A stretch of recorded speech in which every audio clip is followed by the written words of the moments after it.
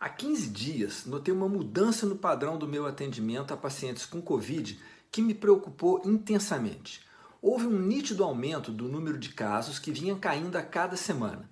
Mas o que mais chamou a minha atenção foi que passei a atender várias pessoas de uma mesma família. O que estava acontecendo? Ainda que não tenhamos saído completamente da primeira onda, a segunda onda está chegando e com uma característica muito diferente. A doença saiu do trabalho e entrou em casa. Na primeira onda, o que vimos foi que a grande maioria das pessoas se infectou no ambiente de trabalho ou no deslocamento para esse trabalho, principalmente porque não sabia ainda se proteger direito da doença, desconsiderando a proteção das máscaras e do distanciamento social, focando exclusivamente na higiene das mãos. Havia então um grande medo da Covid. As pessoas que podiam se recolheram, passaram a trabalhar à distância. As escolas foram fechadas, as saídas de casa se reduziram ao mínimo essencial. Foi o período em que até as caixas de pizza eram lavadas com álcool, desnecessariamente. Aí, após uma significativa disseminação da doença e suas consequências, começamos a observar uma queda dos casos, em função da redução da circulação das pessoas e das medidas protetivas, como o uso de máscaras, distanciamento de 2 metros e ausência de aglomerações. Só que o controle da doença foi interpretado por muitos como se a doença tivesse acabado, e como todo mundo já estava cansado de tanto controle, veio o relaxamento.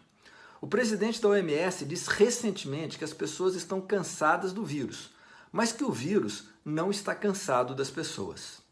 As confraternizações voltaram como se não houvesse mais perigo. E como se dizia no Big Brother, as máscaras caíram, literalmente. E aí a doença entrou em casa, não pela caixa de pizza, mas pela respiração dos que tinham se exposto de uma maneira descuidada.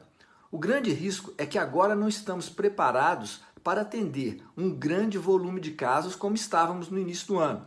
Os hospitais de campanha foram desativados, os leitos de terapia intensiva passaram a ser ocupados com outras demandas. Nessa segunda onda, a procura por hospitais privados aumentou de maneira acentuada, porque a doença agora se espalhou também pelas casas da classe média que tinha conseguido se proteger na primeira onda.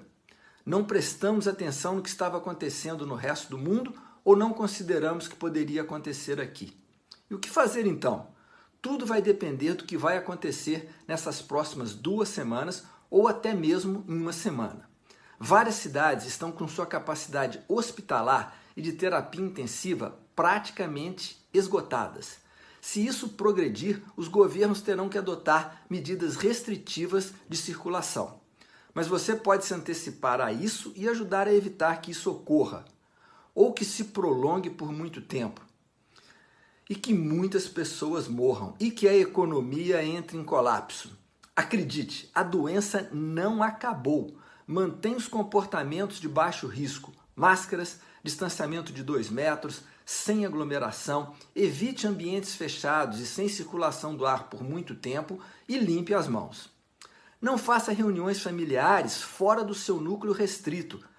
Não é hora ainda de confraternizações. 10 pessoas é uma multidão em tempos de Covid. Não frequente ambientes com pessoas sem máscaras e principalmente se você tiver que tirar a sua máscara também. Evite locais onde o distanciamento não pode ser obedecido e ainda mais se for em um ambiente fechado. Não visite seus familiares mais velhos ou com condições de risco se não puder seguir essas orientações. Depois que a Covid entrar na sua casa, ela vai entrar na casa dos seus parentes e dos seus amigos. E depois que ela sair, não sabemos o que ela vai deixar para trás. Obrigado.